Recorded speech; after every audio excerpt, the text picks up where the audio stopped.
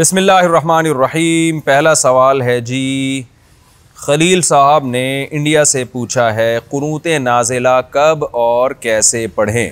کیا قنوت نازلہ فجر کے علاوہ نماز میں پڑھ سکتے ہیں، اور کیا قنوت نازلہ رکوع سے پہلے پڑھ سکتے ہیں؟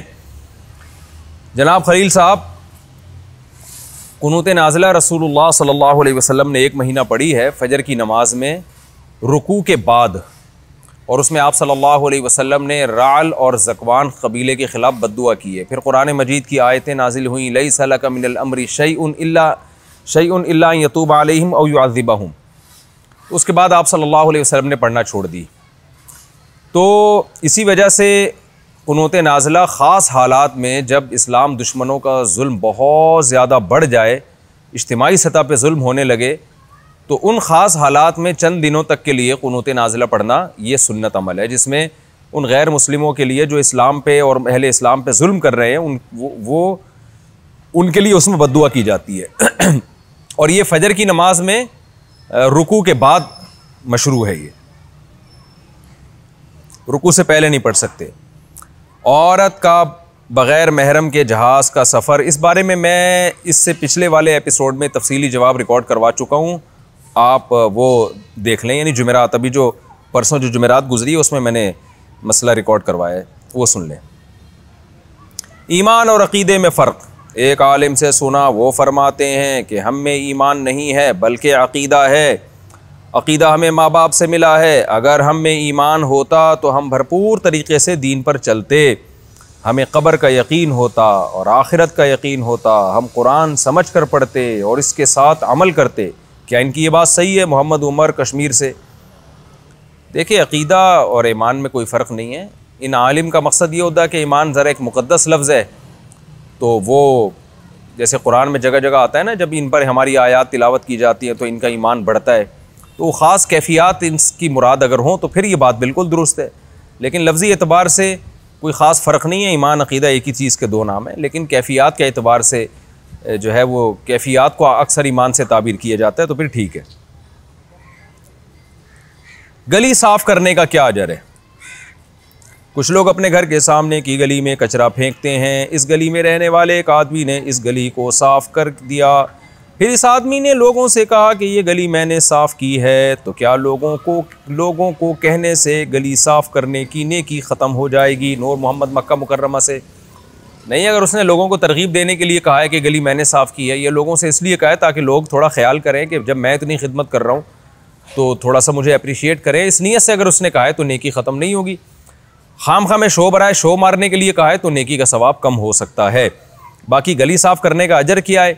بھائی رسول اللہ صلی اللہ علیہ وسلم کی صحیح حدیث ہے، آپ صلی اللہ علیہ وسلم نے فرمایا الایمان بضع و بضعون و ستون شعبہ، کہ ایمان کے 70 سے زیادہ شعبے ہیں، جن میں سب سے کم درجے کا شعبہ کیا ہے کہ اماطۃ الاذی عن الطریق، راستے سے تکلیف دہ چیز کو ہٹانا۔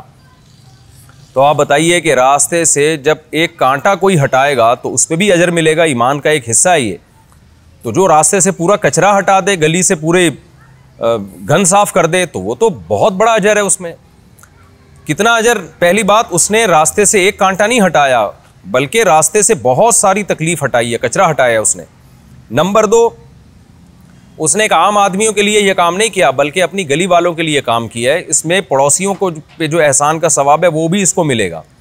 تیسرا کام حدیث میں آتا ہے الدال علی الخیر کفاعلہ، جو نیکی کی طرف رہنمائی کرتا ہے تو جو بھی نیکی کرے گا نا اس کو پورا اجر ملے گا۔ تو جب آپ گلی صاف کریں گے، ہو سکتا ہے کسی اور غیرت مند کو بھی خیال آ جائے، وہ بھی کہے کہ یار ہمیں بھی صاف کرنی چاہیے، ہمیں مل جل کر یہ کام کرنا چاہیے، تو آپ نے پہل کی، آئندہ جب بھی وہ یہ کام کرے گا آپ کو اس کا فری میں اجر ملے گا اللہ تعالیٰ کی طرف سے۔ اور چوتھی چیز کیا؟ نبی صلی اللہ علیہ وسلم نے فرمایا صفائی نصف ایمان ہے، تو گلی صاف کرنے سے آپ نصف مومن بن جائیں گے، تو بہت سارے فضائل اس کے آپ کو حاصل ہوں گے۔ لیکن میں ایک بات آپ کی جنرل نالج کے لیے کہنا چاہتا ہوں کہ اگر آپ کے گلی میں جو لوگ رہتے ہیں ان میں شعور ہی نہیں ہے گلی صاف رکھنے کا، تو آپ 20 دفعہ بھی گلی صاف کر دیں گے، وہ گلی پھر بھی بھنگی خانہ ہی بنی رہے گی۔ اس کی مثال ایسے جیسے کچھ عورتیں گھروں میں سلیقے والی ہوتی ہیں، گھر 24 گھنٹے صاف رہتا ہے۔ کچھ عورتیں کیا کرتی ہیں کہ وہ خود سلیقہ نہیں ہوتا، تو گھر میں ماسی آئی، گھر صاف کر کے چلی گئی، 10 منٹ میں گھر دوبارہ بھنگی خانہ بن چکا ہوتا ہے. وجہ کیا ہے کہ جب صفائی کو مینٹین نہیں رکھا جا سکتا تو پھر صفائی کرنے کا فائدہ نہیں ہوتا. تو آپ نے گلی صاف کر دی, گلی والوں کو اب خود سمجھائیں کہ اب میں نے صاف کر دی, اب کائنڈلی یہاں کچرا نہ پھینکیں, آپ یہاں ڈسٹ بن رکھیں اور اس میں کچرا پھینکیں. ایسے ہی جو فلیٹوں سے اوپر فائرنگ ہو رہی ہوتی ہے شاپروں کی, بعض دفعہ تو ایسے ہوتا ہے آپ کسی فلیٹ کے نیچے جا رہے ہو, آپ کے دھڑام سے اوپر آ کے کچھ گرے گا آپ کے اوپر, پھینک رہے ہوتے ہیں لوگ, پرواہ نہیں کر رہے ہوتے. تو اگر آپ کے گلی والوں کی یہ کنڈیشن ہے کہ وہ گلی صاف کی پھر کچرا پھینک دیا, تو پھر میرا مشورہ ہے کہ پھر یہ کام نہ کریں. آپ کی صلاحیتیں برباد ہوں گی اور آپ کسی اور کام میں اپنے وقت کو لگائیں, اپنے گھر کے آگے کوئی حصہ صاف رکھیں. لیکن اگر آپ کا خیال ہے کہ آپ کے گلی محلے والے ماشاءاللہ بہت اچھے لوگ ہیں, ان میں تھوڑی غیرت جاگ آئے گی کہ بھائی جب ایک آدمی نے اتنی صفائی کی ہے یا کروائی ہے تو اب ہمیں اس کا خیال کرنا چاہیے, تو 2-4 دفعہ یہ ٹرائی کر کے دیکھ لیں, انشاءاللہ امید ہے گلی والوں کو غیرت آ جائے گی. اب میں کیا کہنا چاہ رہا ہوں آپ خود سمجھ لیں کہ ہمارے محلے میں بھی اللہ تعالیٰ سب کو نیک اور صالح توفیق عطا فرمائے. میں یہ کہنا چاہ رہا ہوں.